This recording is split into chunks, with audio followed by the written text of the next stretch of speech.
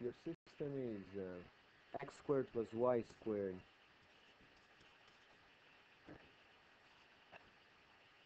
less than or equal to 100. And the second inequality, x squared plus y squared is greater than 25, greater than or equal to 25. And we have to graph this system of inequalities. Well, let's start with the first one. X squared plus y squared, and instead of using the inequality, I'm going to use the equation of x squared plus y squared equals 100, but 100 is 10 squared, right? What equation of that? What conic section is this one? This is a circle. What? Is it a circle? Mm-hmm. Center at the origin with what radius? Radius equals 10, right? The other one,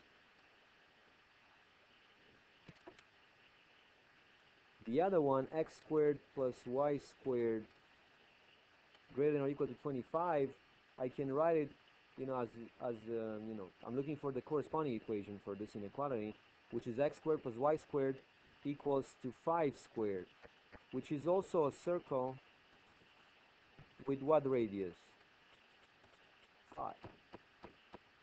And all you have to do is to graph both on the same coordinate system, right? And I have my x and y axis.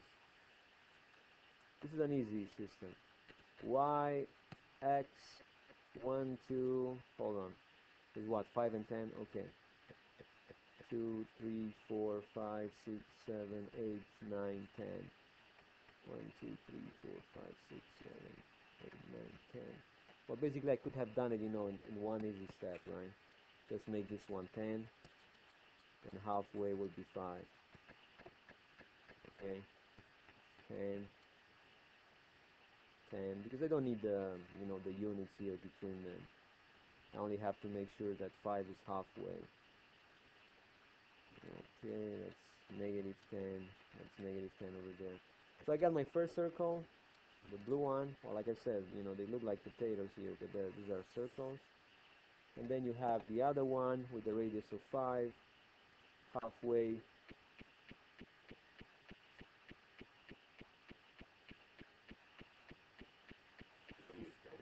Now, before, you know, I should have haven't done the red one. Let's start with the first inequality, right? I got the blue circle here, and it says it has to be less than or equal to 100. Where I should go? What part of this coordinate system, what y's will, y's, x's and y's will satisfy that condition? Where should they be located? Inside the circle and on the circle, or outside the circle? To be less than or equal to 100. Would be inside? Well, absolutely inside. I mean, all the x's and y's inside my circle here will satisfy the inequality statement that says that x squared plus y squared will always be less than 10 squared. Okay? I mean, just think about whatever point you have here. Let me show you. If I have a point here, you know, the point x's and y's, this is x, this is y. X squared plus y squared will give me actually the length of this distance from the origin to your point, let's say point P, right? And by Pythagoras Theorem, we find that OP, it's always x squared plus y squared. And as you can see, as long as I'm inside, yeah, that distance squared is easy, yeah? As you know, I'm talking about the 10 square, right? So that x squared plus y squared will always be equal to y squared, the distance to the origin. And as long as I'm inside this blue circle, that's a circle, right? I'm fine. Now the next one, I have a circle with a radius of 5. Alright, that will go inside this blue one. We said 5 is here. I have 5, 5, 5. my other circle,